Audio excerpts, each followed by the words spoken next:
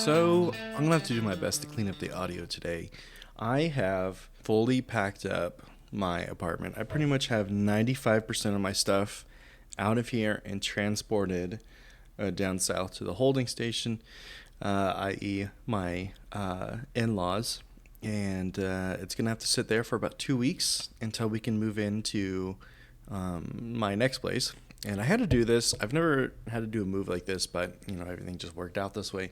But it was the only weekend that I was going to have access to a trailer to haul the stuff out of here. So we got everything, and what I have, the very little I have left, has been piled up in the middle of the living room, and it's not much. It's actually very little. Other than that, the only thing not in the middle of the living room is my dog's bed and our computers, because I'm going to need those for editing the next couple of weeks. And it feels good to be at this point. I wish I could have fit everything on the trailer, but man, I'm looking at some of the stuff and I'm like, scaling down seems really, really nice. The fact that I couldn't fit everything in the truck bed and the trailer, which is already mounted up so high, and yet I couldn't fit all of it. I'm like, oh God, I should get rid of some stuff, right? I thought about it a lot, but it's like, it's hard. And part of the problem is I have so many different hobbies. Like, I got the major hobbies like outdoor, and that includes kayaking, hiking, camping, and then like all my content creation stuff, because I do video game ones, I do YouTube cooking ones, I do the podcasting equipment, which is actually so much because I have I've cycled or iterated through many different podcast setups, so I've got all those different things going on. And then I've got a barbecue. But I love to barbecue, so then you've got all the different utensils and cleaners and everything for a barbecue. And then, my God, board games. I'm somewhere upwards of like 100 board games at this time. So, like, when I was first packing, it was just box after box after box of board games, and I was like, oh my God, I think I might have too many board games. And so I gotta at least find a better way to display them, because it took up like, I don't know, like 3 or 4 bookshelves. You need to get one of those nice like Klarnex or whatever they're called, IKEA things. That would be helpful. But I just have all of these major hobbies that take up so much. Like if I had fewer hobbies and just focus on like 2 major interests, it wouldn't be such a problem. But here we are, right? Anyways, it is phenomenal to be at this point in the process where we are fully packed up and just a few items left. Whatever, ignore that part. But we are getting out of Moscow, and I think it's going to be permanent this time, unlike my last move. And I won't get too into this because, I was planning on getting out of here early, so I didn't plan too much to talk about, because my plan was to do this episode and then we were going to get out early, and then we were going to do an extra episode where I did a little a walk through the farmer's market and grabbed a coffee. And I had this whole planned out thing, and then what I thought was going to be me alone this morning going through the farmer's market at the toll of the bell, which signals the opening of the farmer's market here. And then my mother-in-law said she would like to come, and then Faith surprised me and said she wanted to come. And then my sister texted me this morning when I woke up, and her and the niece are going to drive up to come to the farmer's market with us. And I was like, okay, that's, I could have maybe finagled it with just like the mother-in-law or like the mother-in-law and maybe Faith. But now I'm going to have my niece too, who's, real little. That's just not going to happen, right? So that's not going to make for good content. So I'm going to push it out to next weekend. And next weekend is going to be my very last weekend living in Moscow. So it might be more appropriate to do it then. I just would have rather done it this week, because then I wouldn't have to stress about like, oh shit, this is the last weekend. Am I going to be able to do this? getting everything lined up in time. So, anyways, I've got some sentimental memories to share on that episode, and so I was getting ready to talk about those today, but I want to save it for that because I think it'd be a lot better. Faith, however, is bittersweet about getting out of here. I've spent, 8 of the, oh my god, I think 9 of my 11 adult years. No, I think it's 8 of my 10. I don't know how that math works. Point being, I've spent pretty much my entire adult life living in this town. I moved to Texas for 2 years. Yeah, sure. But I moved in June of 2020. Right when COVID started, right? Like it was not a great experience for most of it. Everything was shut down. So it doesn't really count, like I half of that time I lived in Texas, I couldn't leave my goddamn apartment, So, and when I say my apartment, I really mean the box I lived in. It was a very tiny studio apartment with no balcony. So I've sat and watched traffic for many, many hours. Yeah. Anyways, Faith is bittersweet because she's leaving her friends, and really this is the only adult life that she's ever known. She turned 18, came up here, and started going to school. So she's got some bittersweet feelings about leaving here, but I, on the other hand, can't pull that trigger fast enough. So I'm just really looking forward to getting out of here, and I have so many ideas for when I moved down to Boise. Like, first of all, biggest thing I'm excited about is that there's going to be a new space for doing my cooking videos, so I can stop hearing on TikTok about, my God, dude, please zoom out. I can't zoom out on these cooking videos because the space is cramped, and I don't have, for my camera to be in high quality, it zooms itself in really close for whatever reason, and I don't know how to get it to stay not so zoomed out, so it's not so zoomed in your face. And I'm getting real tired of hearing the feedback, hey, this is way too in my face. I'm like, I don't know what to tell you.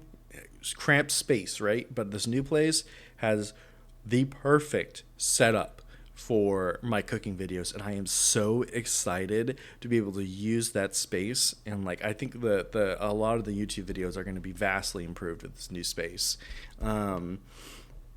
Not to mention access to so many more people to be guests on this show, because I am committed to never having, or I won't say never, to almost never, and only in the most extreme rare occasions, having a guest remote on this podcast.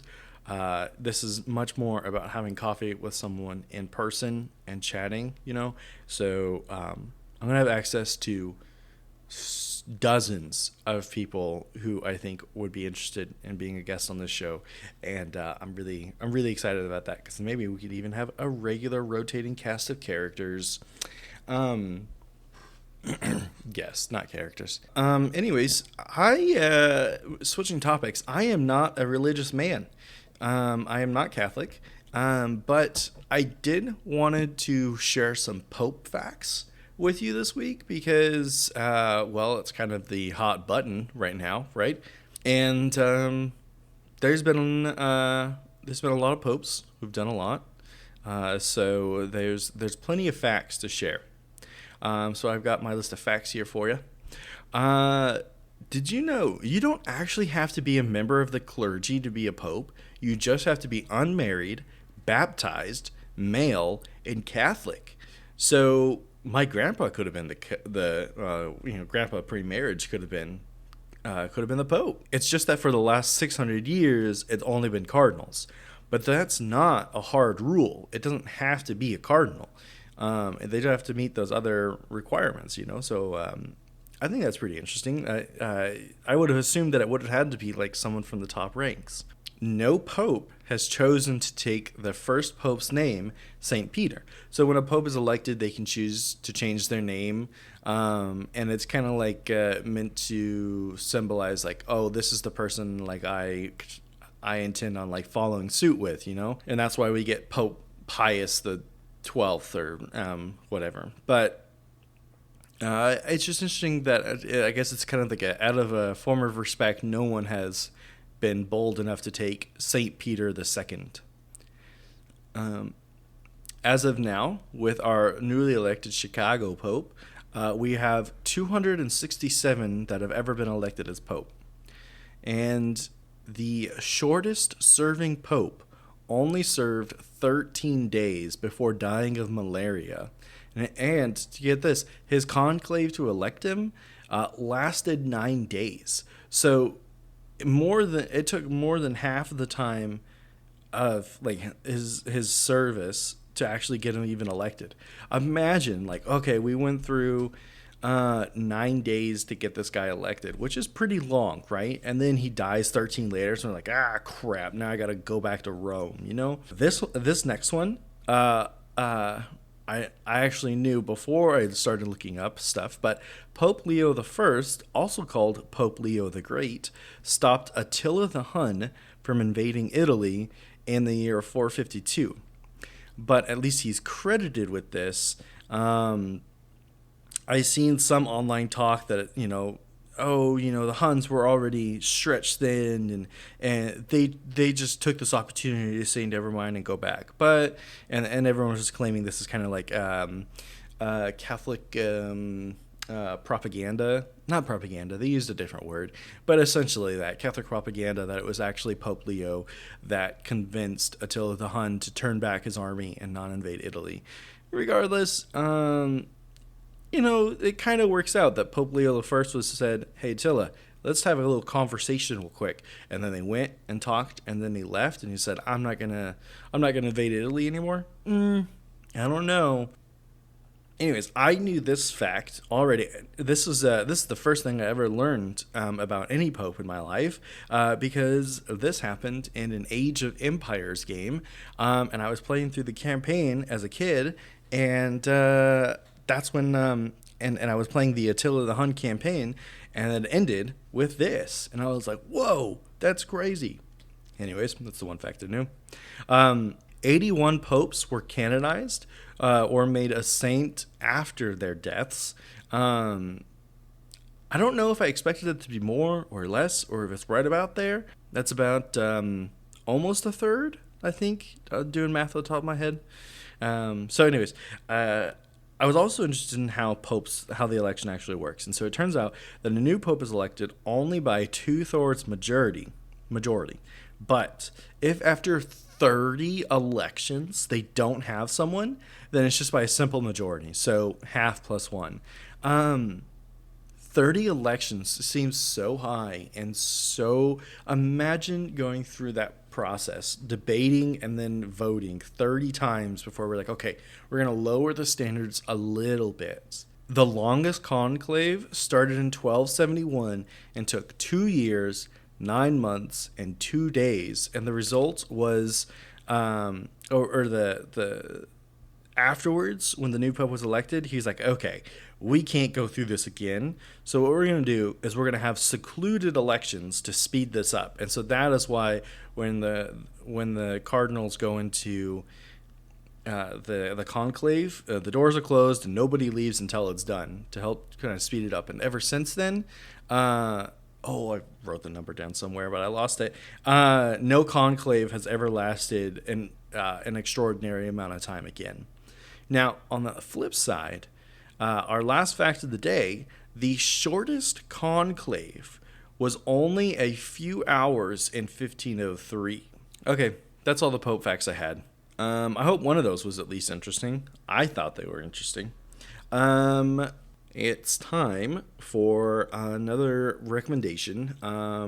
Still looking for feedback on whether or not I should open this up to movies or not.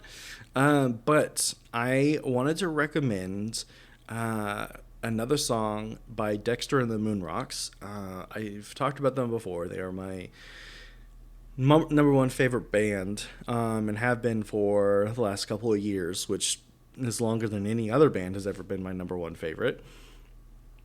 And they just released a new EP this week.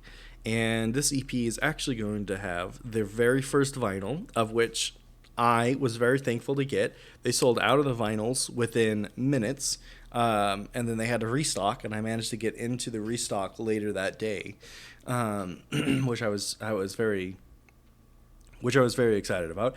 But I'm going to recommend the title song from the new EP, and it's going to be "Happy to Be Here." I'm really bummed because they are on tour right now, a nationwide tour, which, hell yeah, good for them. I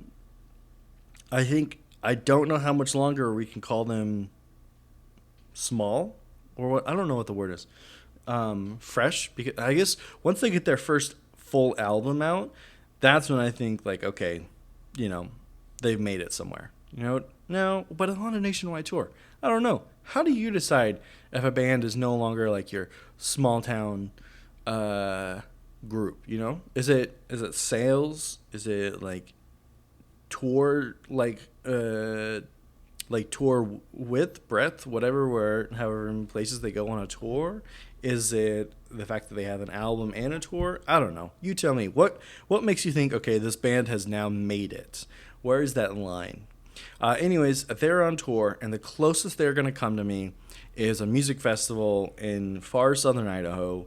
And I was looking at this. I was like, I hate that they're not doing anything else in the Northwest at all. The only Northwest thing is going to this music festival. And I'm like looking at this music festival, and tickets are $300, and they don't sell day passes. I literally don't care at all about anyone else that's going to this music festival. I just want to go see Dexter and the Moon Rocks. And unfortunately, they don't sell day passes. There's nothing I can do about this. I'm real bitter about it, and I just wish I could go see Dexter another time. But I feel like it's going to be another year or maybe longer before I get to see them live again. I'm bummed. I forgot to mention this. This EP in the vinyl, this is the first vinyl I ever bought in my life. And I told myself I wouldn't buy a vinyl until I actually bought something to be able to play them. And I broke that. But I was like, Dexter and the Moon Rocks, how could I not buy this? So now I have a shirt, a tour poster, and a vinyl. And now I got to try and figure out how to make a display case to show off all three, just because they're my favorite band. I got to find a way to do that. So maybe that would be a fun video, because I don't know how to do woodworking at all. So, all right, I'm starting to ramble. Let's get out of here. I got a farmer's market to go to. That's it. Have a good day.